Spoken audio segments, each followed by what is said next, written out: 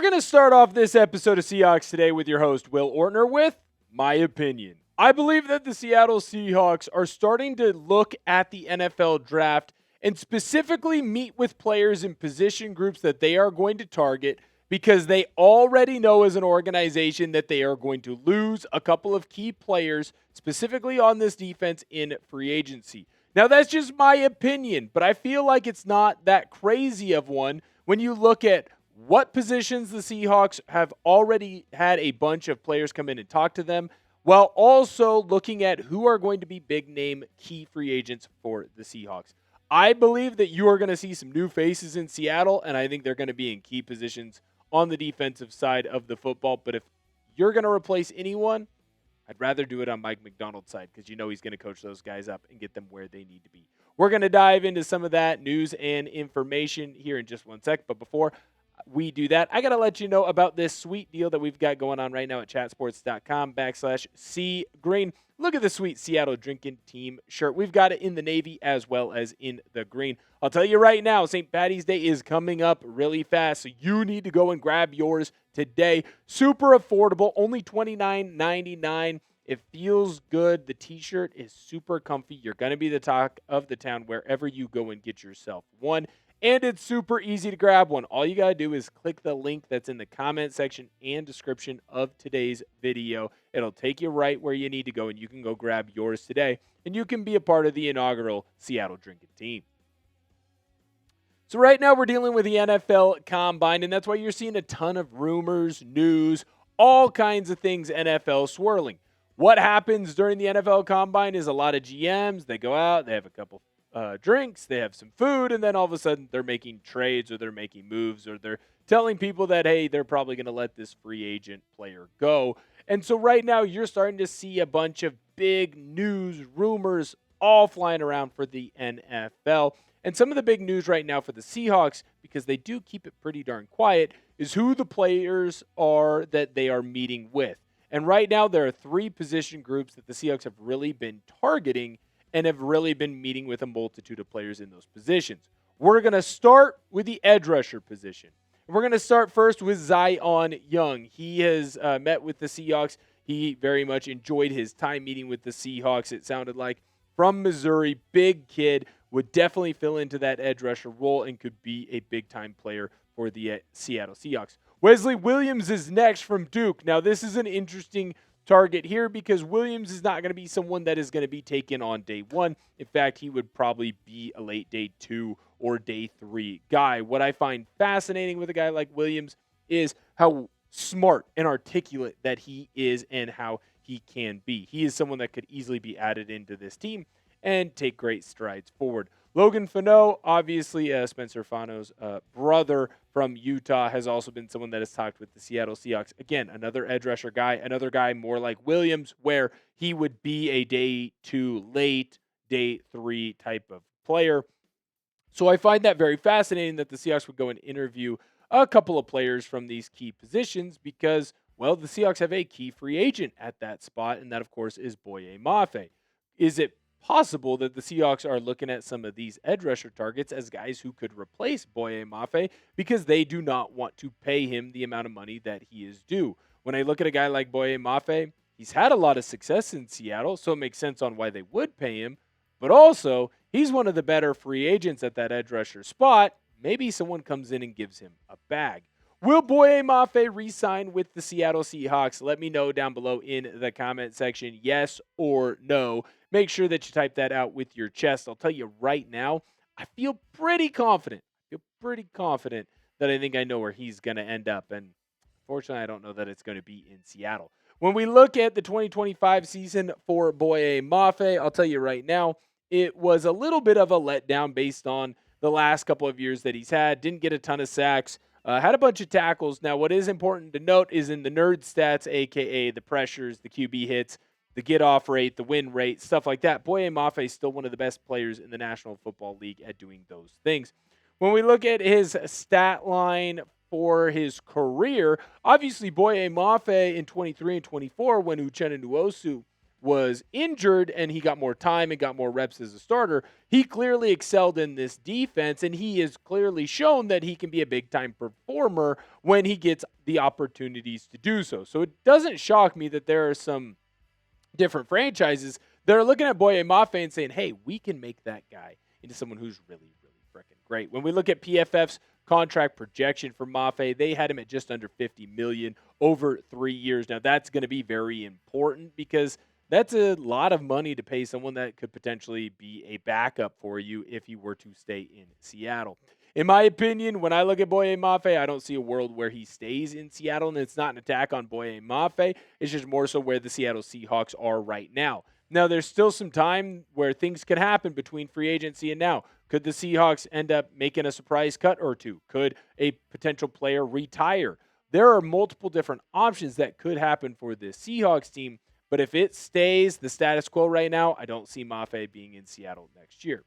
The next position group that the Seahawks have really met with is that cornerback position, and that makes a ton of sense because, well, there's a lot of guys who are going to be options for the Seahawks to look at, but more importantly, you have two big-name free agents in your cornerback room right now. Yes, Devin Witherspoon is locked up for some time, but Reek Woolen, he's not locked up. Neither is Josh Jobe. So it makes sense why the Seahawks would go and interview some cornerbacks. Who those cornerbacks are, I'll let you know in just one moment, but before we do that, we need to make a deal. I need you to come on in and hit that subscribe button on the channel. What are you going to get? You're going to get Seahawks content all year long. What I'm going to get out of this partnership, I'm going to get your free support on the channel to create more content. I've always told you, the bigger that the channel is, the more content we're going to be able to get out to you. So if you hit that subscribe button, I promise you, not only will you get daily Seattle Seahawks videos, but maybe you'll get twice daily Seattle Seahawks videos, thrice daily Seattle Seahawks videos from time to time. So make sure you go on in and hit that sub button if you like this deal. The first cornerback that the Seahawks ended up meeting with was a guy by the name of Devin Moore. Exciting to see what he could potentially be. Not someone that's mocked early on in this draft. I'd be very fascinated to see if that's who the Seahawks decided to go with. Someone that has not been really mentioned around the Seattle Seahawks as of late. D'Angelo Pons would be the next player that the Seattle Seahawks have potentially could bring in to this squad. They have not potentially met him because they for sure have met with D'Angelo Pons. For those of you who do not remember D'Angelo Pons, he made the fantastic play in the national championship, getting that interception against Dante Moore and scoring a pick six to start the game. Someone that I do find fascinating. Now, while Pons is not someone that would be necessarily taken early on in this draft, he is someone that the Seahawks could get on day two. Next, we're looking at Avion Terrell of Clemson. Obviously, I've said my piece about how well I think he can perform for the Seattle Seahawks. He's someone that really jumps off the page to me, and I think that he would be a really good player with the Seattle Seahawks. Plus, his brother already playing in the National Football League, so he already knows how to be a pro. Mel Kiper Jr., by the way, just mocked him to the Seahawks at 32. Keith Abney, the fastest rising cornerback in this draft class, someone that everyone thinks is going to test off the charts as more of the testing kind of starts falling underway and continuing to start going in the 2026 Combine. He's a player that could add on to this defense, got a lot of speed, got a lot of skill, someone that I would very much enjoy seeing in Seattle. What I find interesting about Abney is that I do think that he could excel under head coach Mike Macdonald. Last guy that we got to talk about is Brandon Cisse, the corner from South Carolina. He is someone that gets a little bit of comparison to Nick Eamon-Warry. One, because, well, they played with each other at South Carolina, but more importantly, because of the different things that he can do. He's not just an outside corner. He's not just a slot corner. He is someone that can play a multitude of positions, and I find that very fascinating. Here's what he had to say on potentially joining the Seattle Seahawks. So I actually played 7-on-7 with Nick in high school. I was at the NFC Championship when they played the Rams to go watch them. So it was actually one of the best environments I've seen in a long time. So, yeah, I've seen the Seahawks. I studied their defense. Yes, I have. It went great. Awesome. One of my favorite ones. Can I talk to Nick at all about it? Oh, yes, I talked to him a few days ago. So, yeah, we keep in contact about weekly. We keep in contact. He's a good friend of mine. Right now, it is still February, so I still have time to kind of get more research, get more information, and change my opinion. But right now, I think if the Seahawks stay at pick number 32, they're going to draft a corner. To me, it needs to be Avion Terrell or Brandon Cisse. Those are the two best players at that position, and it is a position of need. Now, it is smart to kind of note that the Seahawks have made it clear that they don't just draft for need. They like to go after the best player, but these are still two guys that are the best players in that spot. So if they make it to Seattle's pick at 32 and Seattle decides not to trade back, go get one of these two. I think they'd be a great addition to this squad. I think the amount of corners also shows something that we've already kind of talked about here on the channel, and that's Riq Woolen is gone. Riq Woolen is going to go to the highest bidder, and he is going to get a bag this free agency. He is a guy who's a quality starting corner in the National Football League. He had a very good year, I would say, in Seattle, despite what some of the detractors would say against him. And I think what's most important about Riq Woolen is that if he's put into a scheme that fits more of his skill set, which is a man skill set, I do think that you could see him even grow. Look, as good as Mike Macdonald is, he isn't going to be perfect for everyone, and some players are going to fit a little bit better in a different system. Here's what Riq Woolen had to say all the way back during the Super Bowl about what he felt like his time was like in Seattle and if he would be back or not. Good question, man. That's one thing that, that it's always in the back of my mind, but also, I've been where my feet at. I've been blessed to be with this team. I've been able to, contribute and have fun and enjoy this journey with them. And there's no better way to, be at the end of this journey or continue this journey after this game or during this game. So I'm just happy to be here, and it's a blessing. The question, though, will be, is Josh Jobe gone as well? Now, while Woolen hasn't outright said, hey, I'm gone, I think we all kind of know what's probably going to happen there. But Josh Jobe, that's a little bit more of an interesting conversation because Jobe had a really good start to the year. He wasn't allowing a lot of balls to get completed anywhere near him. But as the season kind of went on, you saw players get more and more completions around him. He gave up a big play here, big play there. And all of a sudden, it kind of felt like Josh Jobe might not quite be as good as he was at the beginning. But then again, at the beginning of the year, he was playing at literally an all-pro level. What I find fascinating is the amount of cornerbacks that the Seahawks are talking to, because it does feel like they believe that Reek is gone for sure, and they don't know where Josh Jobe is going to be. Josh Jobe, again, he just won a Super Bowl. There is a team that's going to fall in love with him, and they are going to pay him too much money. Will the Seahawks be able to keep up with that? I don't necessarily know, especially when you look at the moves that Seattle's going to have to make. Devin Witherspoon's going to have to get extended before May. Jackson Smith-Njigba, he's going to have to get extended before May. They're both extension eligible, and I think the Seahawks should make those moves and should make those moves first so they know how much money they have allotted for free agency. I think that could lead to Josh Jobe leaving the Seahawks, and that would mean then that the Seahawks end up losing two corners. It's never a good thing. Last position group that we got to talk about is the safety position group for the Seahawks because they've met with a multitude of players, and I find each one very, very fascinating. The first player that we're going to talk about is Kamari Ramsey from USC. Now, he's the type of player that has done a lot of different things. He can play in the slot. He can play deep. He is a very fascinating product to watch, and I think that he could add into Mike Macdonald's defense. Now, he would be someone that you would take on day two, not necessarily day one. Zakee Wheatley of Penn State, another fascinating player, a guy who can do a lot of different things, a lot of fun things for this squad. I would be interested to see how he would fit in and grow with the Seattle Seahawks, and here's what he had to say on Seattle. Of course. They got dogs in the back end, so, watching them in the Super Bowl, that was amazing to watch. Yes, sir. It went well. This kid's a stud. I think he would be a great fit here in Seattle, especially since Seattle has shown that they can kind of grow a lot of players in that safety position. And you've seen a lot of safeties in Mike Macdonald's system go from being average to good, good to great, and great to elite. I think that Mike Macdonald is going to be someone that a lot of not just defensive players want to play for, but you're going to see a lot of secondary players want to play for as well. I am very fascinated to see if he decides to go and grab that star safety from Penn State. Next player that we got to talk about, and the last player, and the one I'm going to be honest, I'm biased, I'm the most excited to talk about. Look, I cover the Oregon Ducks here at Chat Sports as well.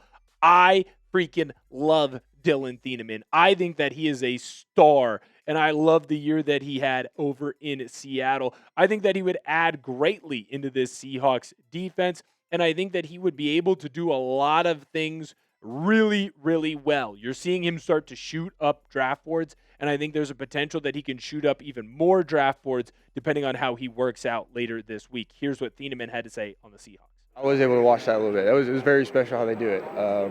They got the big nickel and Witherspoon kind of playing a little bit of slot and corner there, and then the safeties, how they rotate them. I have, yes. It went very well. Yeah, it was very, very good meeting. When you hear him talk, he's clearly articulate and intelligent. When you see him on the field, he clearly has athleticism. He's a leader. He's shooting up draft boards right now. He's the type of player that can do a bunch of different things. If you need him in the box, he'll be in the box. You need him to cover in the slot, he can do that. He can cover deep, and he can also be physical when you need him to be. I love Dillon Thieneman. But when we look at these three safeties, no matter who the Seahawks take, would they end up replacing Coby Bryant? Because I think a lot of people have not realized that Coby Bryant is a free agent in this free agent class. And what I think is more important when we talk about Coby Bryant here is that Coby Bryant is going to get paid, and he deserves to get paid. Not that the other guys don't deserve to get paid, but Coby Bryant has been fantastic since his move over into safety, and he was instrumental in how well Seattle played at the beginning of the year as well as the postseason once he came back from his injury. Now, my hot take is the Seahawks will not actually take a safety unless there's someone that absolutely blows them out of the water, just like Nick Emmanwori did. Because I think Seattle wants to keep Nick Emmanwori where he's been at. I know they want to keep Julian Love where he's been at and how well he has played. But I believe that Seattle knows they don't have to go into the draft to find a replacement if Coby Bryant decides to leave, because they already have his replacement on the roster.